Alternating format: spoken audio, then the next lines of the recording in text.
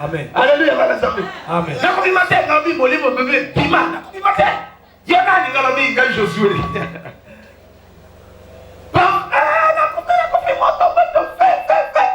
L'esprit est parti. Et maman a ce qui est normal. Maman là, il est au local. Yes. Alléluia. Amen. Là, il y a solo. Quand on vient pembeni, Jambe a lobby dans la posali dans misala. Est-ce que vous pouvez s'imaginer pardon? Non, le balai fameux doit maman a choisi la grande frère naïe. Une maman qui prie. Maman m'a bondé. Bon, jeune maman. Parce qu'elle a 43 ans. Mais a choisi la grande frère naïe, a soigné, a soigné. Mais oh yazama be, yende mondini. Grand frère Nazam Mutabasso, Toto Mutabakwiti, Azam Mutumoto Alika Kabon, toute sa famille. Vous dites que maman Azala qui n'a pas période naïe. S'il vous plaît, permettez à nous.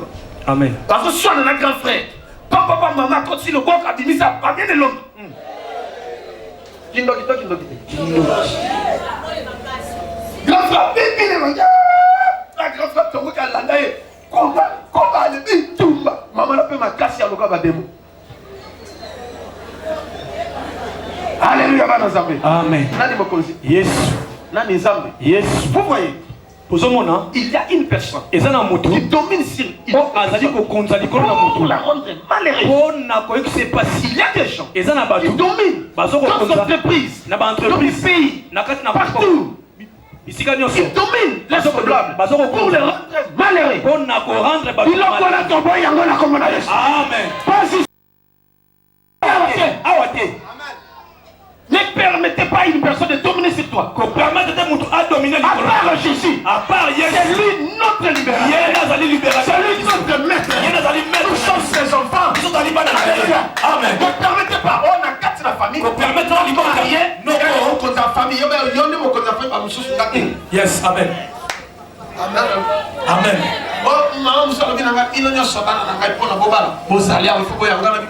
Amen. Yes. Amen. Amen. Oh, ya Yesu ko baba la te. Afimu te. Alléluia. Amen. Vraiment, atiaki ke on a binonyo so baba la bosalia on ngala mingate. Amen. Oh, ils sont la famille. Tolia kanyoka te. Yo, nyoko. Oh, moni na coutume na biso ngala bi ngata. Ko tule bolebo na olia nyoka. Amen. Na ke bana na kominyoka. Na somi na lié. Amen. Vraiment, ma kwanze bima na bela siko. Yes. Il faut se révolter. Il faut kanda. Yes. Dès que nous sommes privés de la liberté, on dit sur la famille, tu comme la sambe doté. Yo, sambe doté. Comme un solo. Banane bazan la sambe doté. Pour comme la té. On dit sur la famille, banabasi balaka kamanyo katejo kamanyo kamu. C'est lengi. Lianayo. Amen. Sois dans la liberté. Amen. Lian zomo. Amen. Lian yoka. Amen. Lian goudou. Amen. Lian koba. Lian lokosom. Amen. Amen. Dieu nous appelle dans la liberté. Zambe abem swati na kokamula.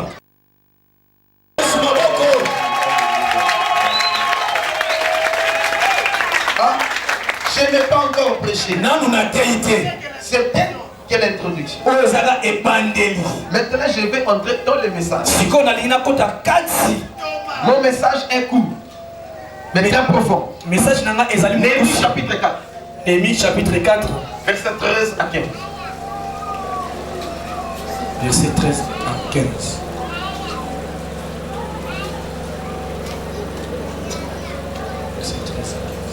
Néhémie chapitre 4, le verset 13 à 15. C'est pourquoi j'ai placé dans l'enfoncement derrière la muraille et sur le terrain cette Nayango. Natiaki na bisika ya mako kita. Natiaki nini? les peuples par famille, Natia bango par famille. tous avec leur épée, Famille na famille na épée na bango. leur lance et leur arc. Nali timbo na bango. Je regarde. Nali konga na bango. Il y a quelqu'un qui a une famille. Et ça n'a Même si tu es seul. Même si mais il y a quand même une famille. Mais aux autres, Aujourd'hui, les lots. tu seras armé Pour défendre ta famille. Pour défendre Et ta famille sera délivrée à cause de toi. Parce que tu es un héros.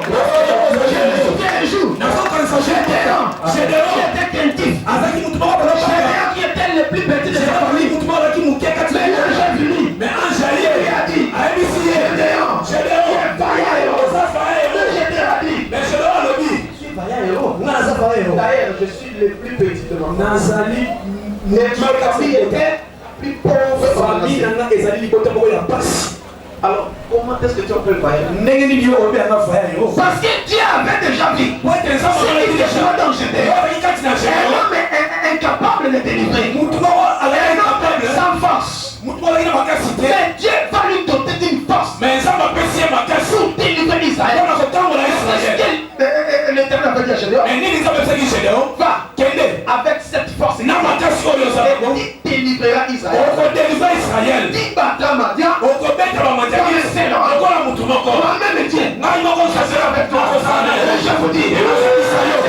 Nzambe akozala na vous yo. allez délivrer la famille. Odelisa libota na yo. Vous serez comme les Gédéons. Lokola Gédéon. Dieu va vous doter d'une force. Vous allez écraser Goliath. Goliath va tomber dans votre vie. Celui qui tourmente votre famille. Celui qui tourmente ta vie. Celui qui tourmente votre mariage. Celui qui tourmente tes activités. Il va tomber aujourd'hui.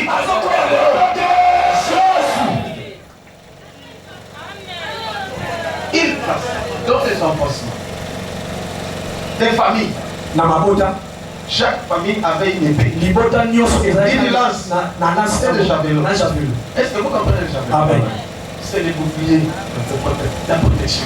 Nous allons demander la protection. Tokosenga. Ataba ina kusata na moyo. Amen. Bakomona yote. Amen.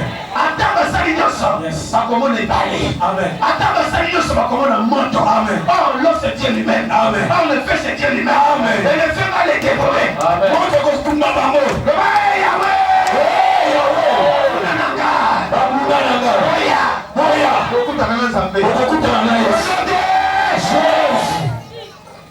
Yes. J'ai regardé et je me levé. J'ai regardé Nathalie Penatelene.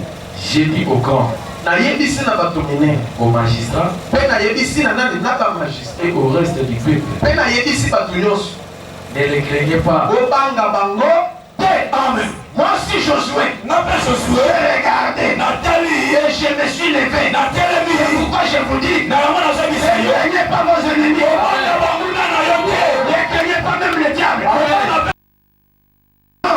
Vous dites les magiciens. Vous dites les charlatans. Ne craignez pas les chefs coutumiers. Amen. Faites respect parce que ça me conduit. Amen. Mais vous balayez. Amen.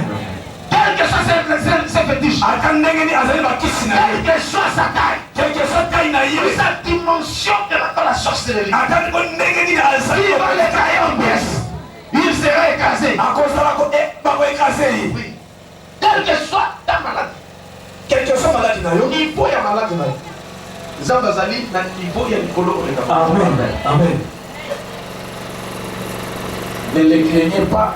Souvenez-vous du Seigneur. Souvenez-vous du Seigneur Jésus.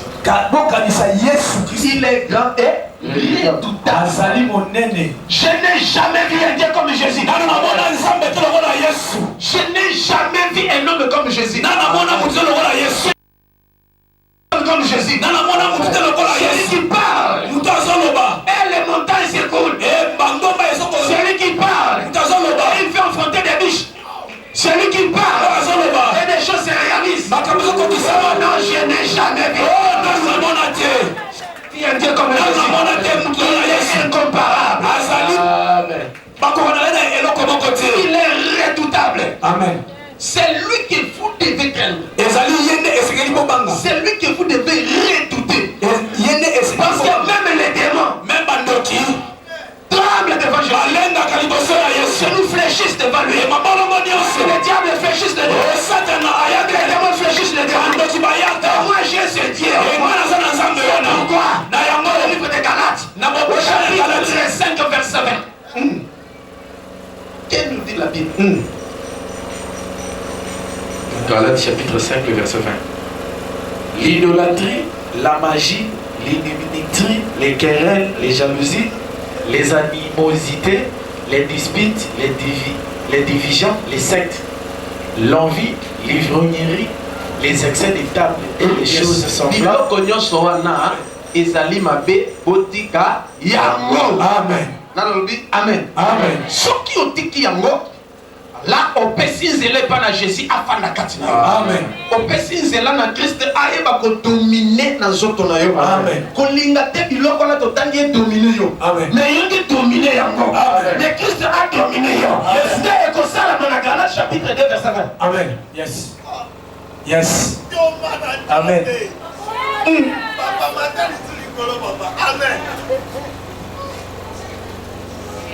Galates chapitre 2.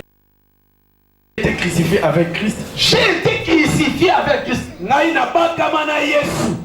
Amen. Et si je vis, Et si moi je vis, Et ce qui n'a pas vivre, c'est plus moi qui vis, ce n'est plus moi. c'est Christ qui vit en moi. C'est Christ qui vit en moi. Alléluia. Tu dois être crucifié avec Jésus.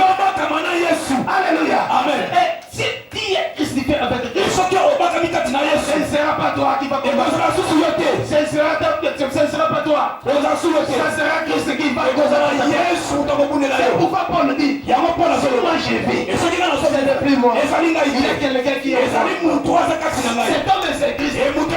Moi je parle. Ce n'est pas moi qui parle. C'est Jésus qui parle. Moi je mange. Ce n'est plus moi. C'est Jésus. Moi je dors. Ce n'est plus moi. Quelqu'un est toujours avec moi. Il me dit qu'il ne dort pas. Il me sommeille. Alléluia. Amen. C'est pourquoi il y a Amen. Il y a quelqu'un qui ne dort pas. Amen. Si quelqu'un passe son châtiment et fait son boutonnement, va s'approcher de toi pour te faire habiller. Si quelqu'un vient s'approcher de toi pour te faire du mal, tout ça gogolier. Parce qu'il y a la caté, c'est parce que Alléluia, pas d'assemblée. Tu dois faire un effort de vivre comme Christ. Et que Christ vive en toi. Tu dois faire un effort d'accepter Christ comme son sauveur. Tu dois t'identifier à Christ. Amen. Et tu auras la victoire. Ta famille sera dans la joie. Ta famille sera sauvée. Continue, Némi. Continue. Souvenez-vous du Seigneur grand et redoutable. Souvenez-vous du Seigneur grand et redoutable. Et combattez pour vos frères, pour vos fils et vos filles. Réponds ce verset. Yes. J'ai regardé et m'étant levé, j'ai dit aux grands, aux magistrats et au reste du peuple, ne les craignez pas. Souvenez-vous du Seigneur grand et redoutable et combattez pour vos frères, Amen. pour vos fils et vos filles, pour vos femmes et pour vos maisons. Amen. Alléluia. Amen. Vous êtes venus ici. Vous allez combattre pour vos familles, pour vos enfants, pour vos femmes, pour vos frères et sœurs, pour vos maris, pour votre église et pour vos pasteurs. Et nous allons remporter la victoire. Et nous allons mener une vie paisible et mener jusqu'à la liberté. Amen. Amen. Amen. Mais il y a quelqu'un qui ne les craignez pas, mais combattez pour vos frères, combattez pour vos sœurs, combattez pour vos femmes, pour vos maisons. Mais bandako na bino eza yo kauka. Okota na ndako boyo moko mona ke pauvreté tina miso. Yes. Okota na ndako baninga bazana bakiti kama ngoma diva ya bien, mais yoti kita plastique. Yes. Kita plastique tikala siko tango ya bibaka. Que Dieu visite vos maisons. Ça va visiter ma maison aujourd'hui. Vous allez prier pour vos maisons. Et Dieu va visiter vos maisons. Il faut faire amen. Amen. Je le déclare encore. Vous allez combattre pour vos femmes. Amen. Vous allez combattre pour vos frères. Vous allez combattre pour vos fils. Vous allez combattre pour vos filles. Si aujourd'hui, est-ce qu'il est vie et c'est maman qui est heureuse. Papa qui est heureuse. Et lorsque tu as dit ça, moi on a commis président de la République. Topé a commis ministre. Topé a commis femme d'affaires PDG. Est-ce que ça lui chaud? Et ça c'est mon autre. Est-ce que tu as pas dans la carte à Chelsea, à jouer à Chelsea? Mais ça fait la honte même dans la famille. Amen. Nzambe alongola eloko wana na kombo na Yesu. Amen. Donc amen. Amen. Là, Nzambe a changé ma famille. Amen. Je connais une famille. Une famille, mon corps le monde dans la famille. Batunyo soka na dibota. Une famille la plus pauvre. Famille mon donc qui passe.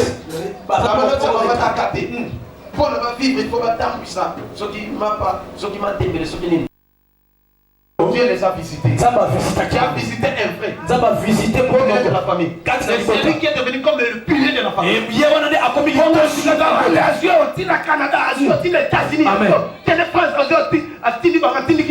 Famille est comme stable. Amen. Amen. Amen. Habitant nos voyages, nos akana qui est la somme, nos femmes dans le trajet. Mais s'il retrouve à Congo.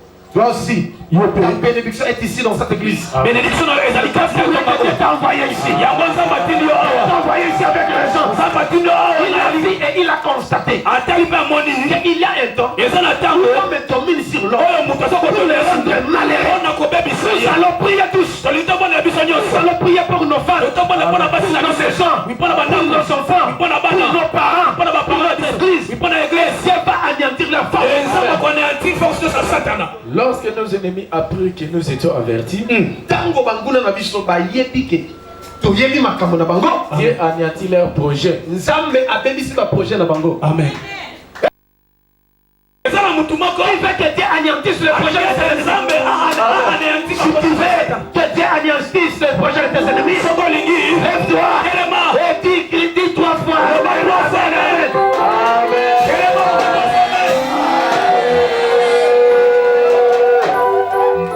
Restons toujours debout, nous voulons prier.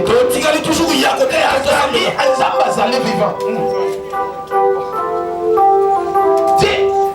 Que toi tu prospères à tous égards. La volonté de Dieu est que toi tu puisses mener une vie paisible et heureuse. Ici sur la terre. Et que tu aies la vie éternelle. Mais qui a troublé ta famille?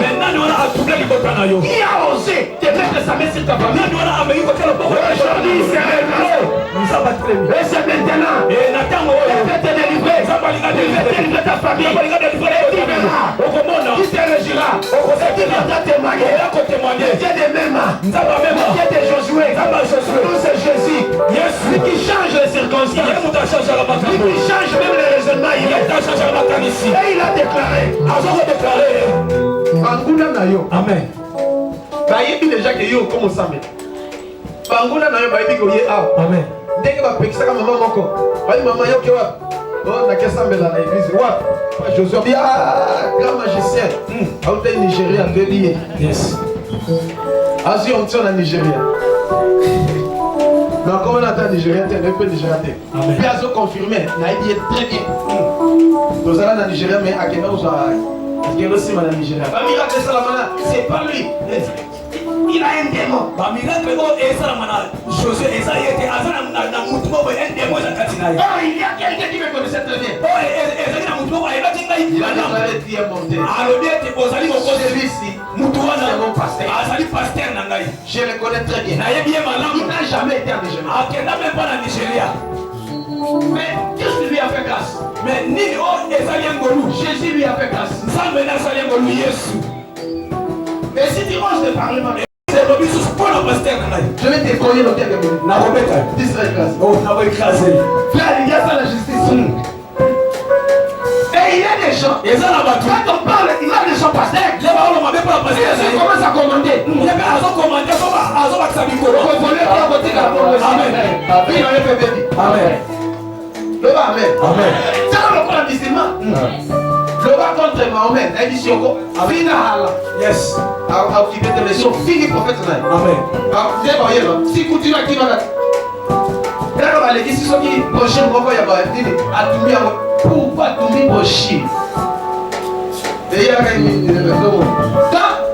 a un combien pour le bas contre prophète Mahomet. Amen. Sauf qui va yoki, pas pour y aller, on a dit qu'on va comprendre, pas pour le maillot. Mais les chrétiens, pas chrétiens, hein.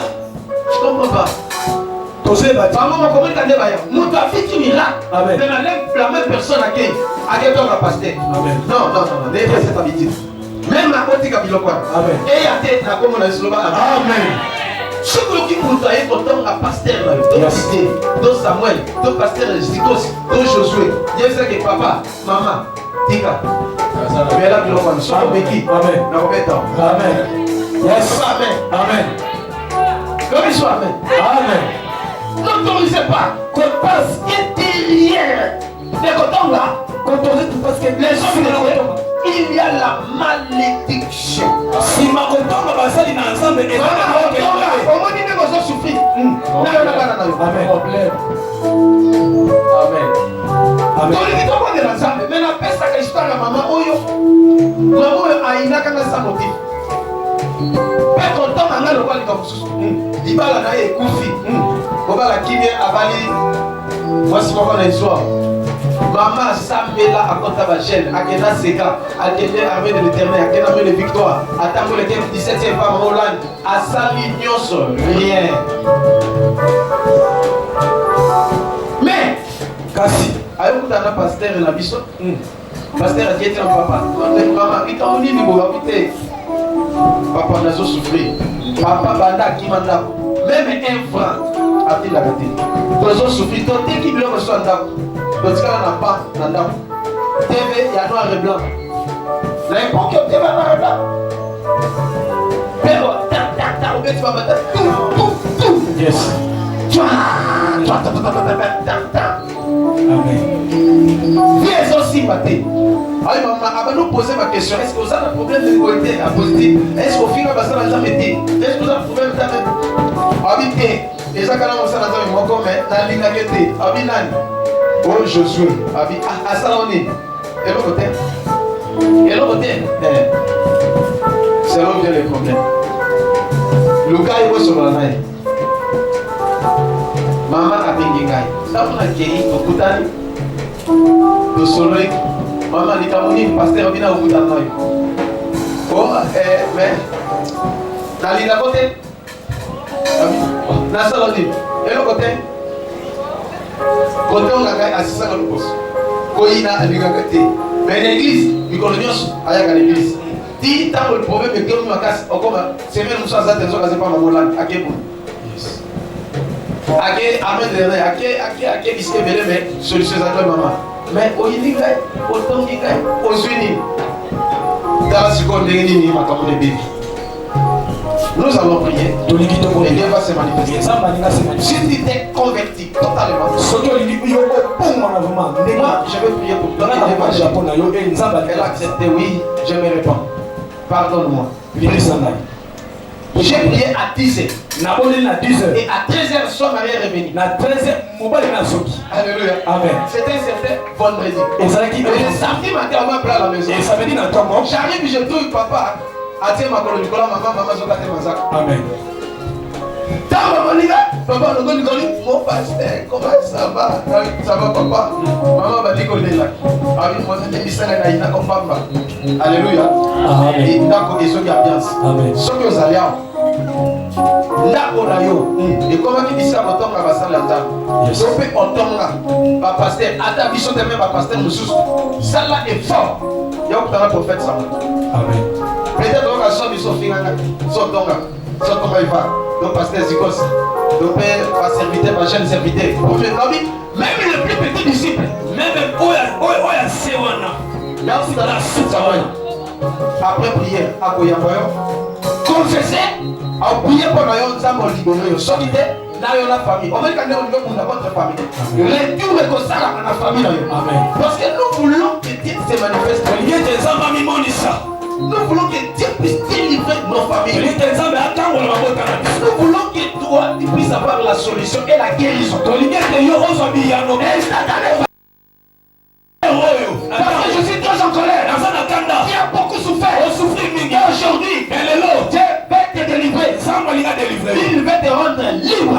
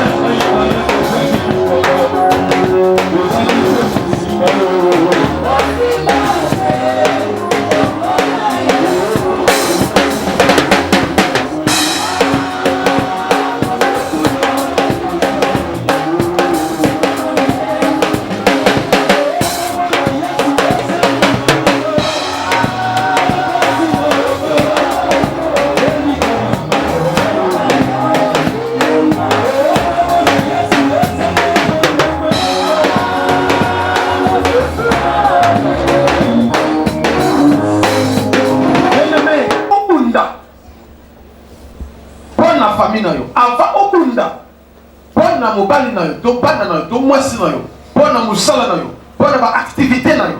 Esengeli ozala revêti na ba art. Nde otomoni maboko likolo. Ozobonde la likolo. Opesa ngai bibundeli ya molimo. Elata nzoto na nga. Nazwa yango po nabunda contre monguna. Peut famille na nga ezwa victoire. Ngai moko nazwa victoire. Nazwa solution likambo na nga. Na kombo na Yesu tobondele pa na Nzambe. Alléluia. Priez. Wotela bana kosenga sikoyo. Bibundeli. Bana kosenga Nzambe ekipeo. Sabato mission na ba arme. Défensive et offensive. Afin de brûler et d'écraser l'ennemi. Munda yako se kotokomeria. Se kotokomeria. Ondo se ngole se kotokomeria. Le chef de l'économie. Olia ko sinalo se kotokomeria. Se vene bien de se kotokomeria. Oh papa, aye bien te. Akati ko zambe na bobo. Isoko zonu na makofi ko yeso. Yeto zonu na bobo. Na bobo na molu. Ya ko sanya. Le siècle ensemble bisous. Les armes défensives.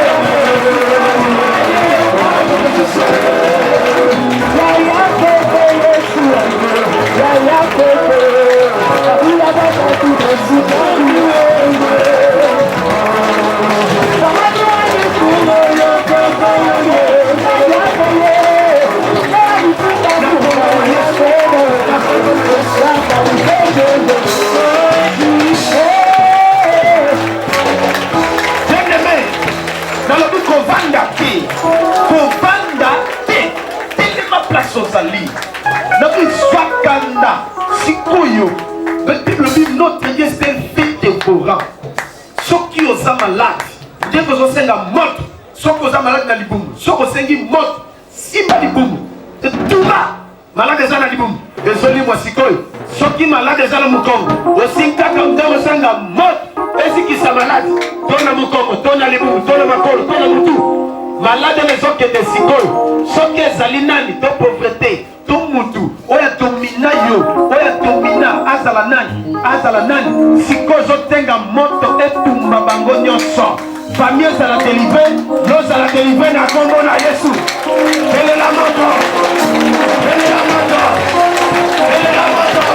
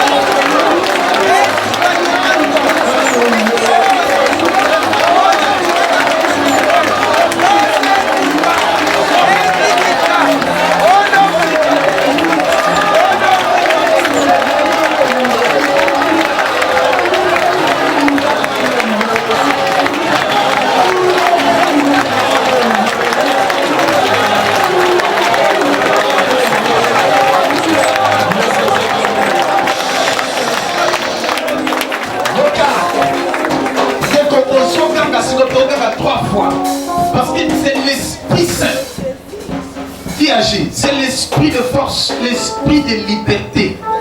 L'Esprit Saint, n'est monté ça la macabonios, peut activer ma prière. N'est aux autres cannabis. Au tient ma coco licolo. Au liquito pelle la macas colekanga. Au koyoka et l'eau au qui donne dans autres. Topé dans mon tout. Au cocanet mon pépé. Topé moto. C'est le Saint-Esprit. Mais à son côté, à Siko, quand il a foule, mais à Sala, à délivrer Banamaye. Ah, Zambaliga délivre Siko, yo, kaka. Ondaba Yakoto, Shekomberi, Ababa. Zambaliga guéri. Namoni Mutumoka Bandoka, maladie, awana ange, douleur, makasi. Siko, kaka, abato ganga. Boujango, oyoka, gesate. Na minute, tu limito ganga, nabi ganga, makasi. Dès que vous avez un makasi, ndenge penda azosala, uzokanga 3 fois. Mais ni une chose, il faut okanga makasi, okoyoka, okozala délivrer sikoy et tu vas délivrer même ta famille. Ça va consommer. Tonito ganga, ça va prêt. Nous me lever parce que ça c'est assez court. On s'en sert à l'essai d'espoir qu'on se voit sikoy. Nous me lever. Tonito ganga. Ça la prête. Saint-Esprit.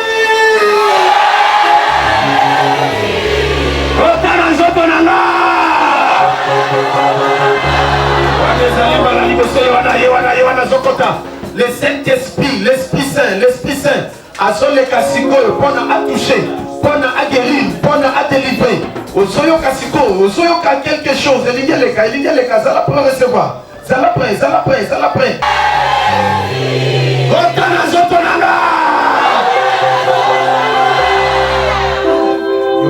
Yoka. Ebandi. Le tokori amele shababa. Le Saint-Esprit. Ekota sikoyo. Ebana kokota na nzoto na yo. Elongola malade. Elongola bontutu. Elongola libabe. Elongola mauvais sang. Elongola blocage. Elongola tokori amele. Allez, yamba.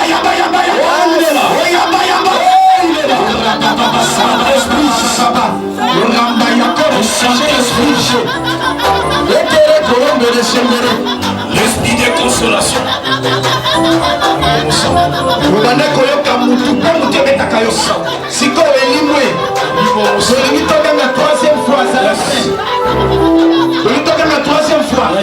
Et la troisième fois, deux autres à délivrer ça. Nous sommes tous faisons c'est quoi? Nous sommes à Cana, ils ont à délivrer. Nous sommes en victoire. Je le déclare au nom de Jésus. Ça la prend dans ma case. Ça la prend. Ça la prend. Ça la prend. Saint-Esprit. Il était là-bas.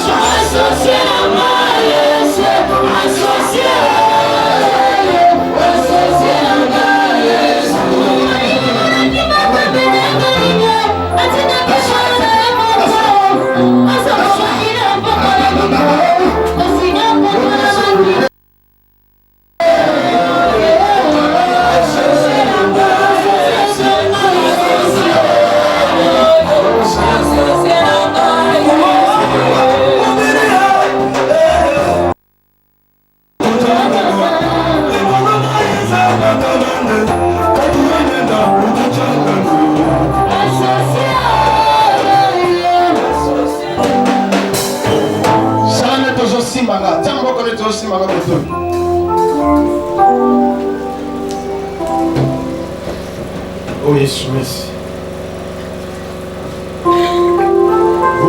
Anguna nanga Patelelina baliki bolamu nanga te Sikilo nanga Eboma melelo nanga batela kanga iye yawe